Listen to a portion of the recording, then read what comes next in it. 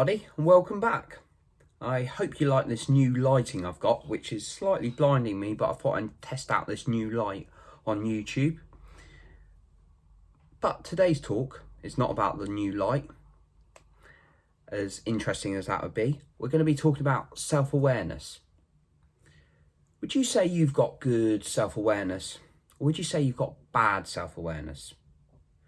Now, different people are going to answer differently to that question, but actually the answer might be, I think I've got good self-awareness, and it turns out that you don't have good self-awareness. So what we're going to be talking about today is why self-awareness is so important. Then I'm going to be sharing some strategies that I've picked up in my own experiences that have benefited me in terms of improving my self-awareness. So, I'm going to begin with an example using myself again. So, over the last few years, I've had a pretty good life. I've had good jobs, good colleagues around me. I've had a good home to live in, different homes, but all good homes. I've had lots of friends in my life. I have a great family. I have good health, fortunately. And many other things. I won't go too much, but generally sort of appreciative. But there's been times when I've been feeling really, really low and wanting more or wanting something different. And I've not quite understood why. And it was because I wasn't really giving myself what I really needed in those moments. So whether that was a bit more rest, whether it was less of the nights out, or whether it was just chilling out a bit more in general, not just sleep, but chilling out in general. And in the last 6 months, I've really done a lot of work to improve my self-awareness, really understand what I wanted, and putting tips in place to make sure I'm aware of my thoughts and present with myself at all times. That's what I'm talking about today, being more present and aware of yourself. Now, being self-aware is one of the most vital things you can do, because you're you for the rest of your life. And I think I've said this in a previous talk. But when you're you, you've got to understand what makes you feel good and what makes you feel bad, because we want to be doing the things that make us feel good and decreasing the things that make us feel bad. Hope you like that face. If you're listening to this, it wasn't a very good impression of a sad face. Anyway, back to the talk again. But you want to be focusing on what makes you feel good and reducing the amount of things that make you feel bad. So why is it important? Number one, positive state change. You have responsibility to make you feel good through your actions and how you think. Unfortunately, there's going to be challenges in life, and there's going to be more drastic things, more negative things in some parts of our lives than others. But there's going to be times where we might need to grieve and feel down. I'm not saying never feel bad again, because there's going to be things that make us feel bad. I'm going to feel bad again in life, I'm sure. And it's good to acknowledge those feelings and talk through with people when you're struggling, or find coping strategies. But when people get to points like, oh, it's so unfair, oh, I don't like my life, oh, this is rubbish, because something bad's happened to them or there's been a setback, it is their responsibility when something's gone bad to get them back in a positive state. Nobody else can take positive actions forwards in life. Nobody else can think positively for you. It's your responsibility. And when you're more self-aware, you're going to have more control over that, because you're going to be able to understand what you can do to get you back in a good mood, or what you can do to reduce you being in a bad mood. My second point is addressing the root cause. So when we feel down, whether that's a little bit of depression, whether that's a bit of stress, a little bit of overwhelm, a little bit of anxiety, there's a root cause behind it. And sometimes we think we're feeling bad because of that, and then we try and address it, but we don't necessarily feel good. So for example, you could have an argument with someone and you lash out at them, and then you feel bad, and then you apologise to each other a little bit later. But actually, the root cause could be you're feeling really insecure about something right now. So in the short term, you've made up that person or not. Depends if you want to apologise. But you're not actually addressing the root cause of why you're feeling down. And then when you've increased your self-awareness, really take time to understand what's causing you to feel negative. You're going to be able to identify that and then able to fix it a little bit better. My next point for why self-awareness is so important is that you're aligned to what you actually want in life, not what someone else says, not what you think you should do, not what society would say is a good job or a good thing to do with your life. It's about what you genuinely want, because you're going to feel your most authentic and real version when you understand what you want. So that's another benefit of self-awareness, really understanding what you want. The next point why self-awareness is so important is because it helps you identify what your strengths are and what perhaps your developments are. I try and stay away from the word weakness. So by identifying your strength, you'll be able to see what you're good at and feel good about it. You'll be able to use that to try and achieve your goals. Or you might be able to help other people out now and then with some of your strengths. Now, development. With development, you're able to see perhaps where you're missing something in trying to achieve a goal.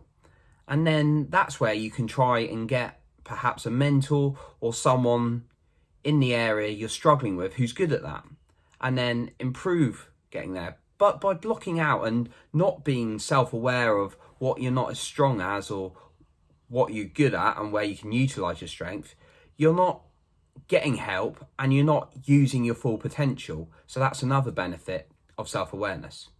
And then my final point about self-awareness and why it's important is that when you identify what makes you happy, I'm going to say that again, and what you enjoy, I can't emphasize that enough, is that you're going to stop comparing yourself as much to others.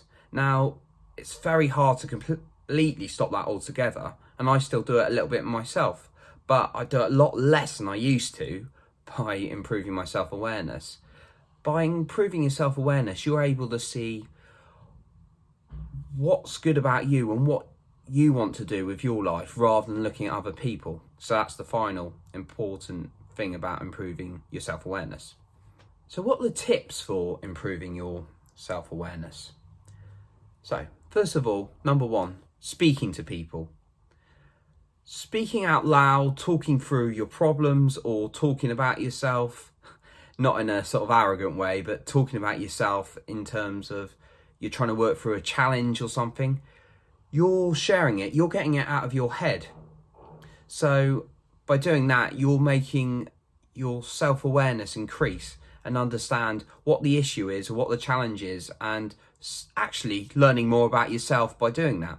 Now, it's always good to speak to close friends and family or people you trust in general. But you can also, if you're really struggling with a challenge and you feel like no one to talk to, there's people like Samaritans you can pick the phone up to and then just talk through. And getting that self-awareness and really understanding what those problems are, you're able to feel better about yourself. The next one, journaling.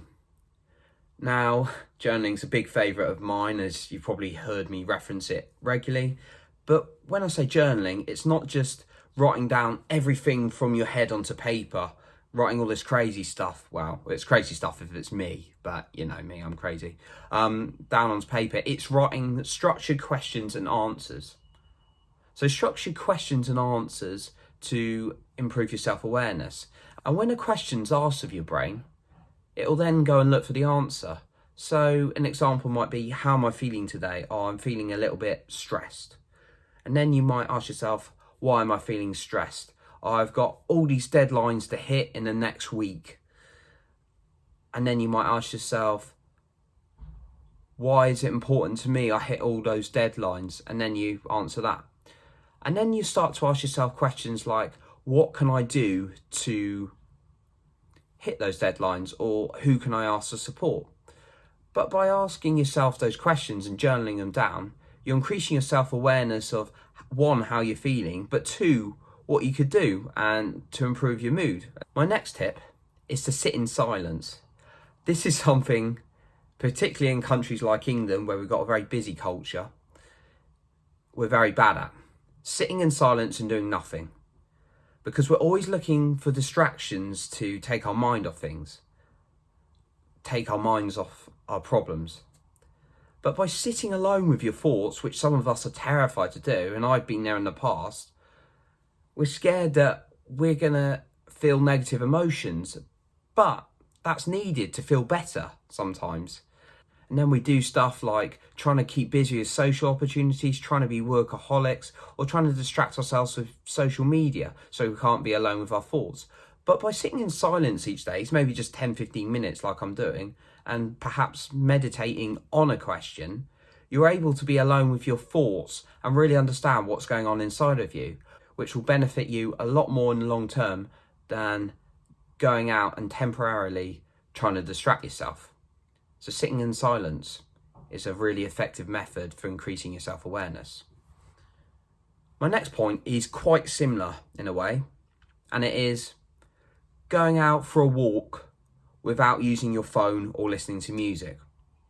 Now, this is just going out in nature and enjoying the weather. Hopefully it's not raining, which it typically is most of the time here, so that's why I have to have a very waterproof coat. So if you go out and look at nature, just be present, going out and being present with your thoughts and your surroundings, you're going to really start to think and let your thoughts come and go. And that's going to improve your self-awareness as well. And then my final point is effective goal setting. Goal setting can really help you understand what it is you want to achieve. And don't just take 5 minutes, take a couple of hours to do this. And when I say goal setting, you've got to have a clear why with it. So an unclear why could be, I want to lose some weight because I've put on a few pounds. That's a very high level why. You need to really understand the deep emotional why, because that's going to improve your self-awareness and make you understand why you want to achieve certain things. So it could be, my target is to lose this amount of weight or to do this amount of exercise in the week. And then it actually stems down to, from a series of asking yourself questions, that you want to feel great about yourself and treat your body with respect because you've never done so before, and you want to learn to love yourself. Now that's a much more powerful why. So by doing effective goal setting and clear whys, you're going to increase your self-awareness as well. So that concludes today's talk. In summary, self-awareness is one of the, if not the most vital things you can do, because it helps you understand what makes you feel good and what makes you feel bad, and why would you not want to feel good as much as you can as possible. There's many strategies you can do, but these include sitting in silence, journaling, asking yourself the right questions, and effective goal setting. For any more information on me, just go onto my website, johnnypardo.com, and you can also contact or find me on social media. Type in Johnny Pardo into either Facebook, Instagram, LinkedIn, Spotify, Anchor, or find me on Amazon. And remember, before I go, prioritize your self-awareness. See you later.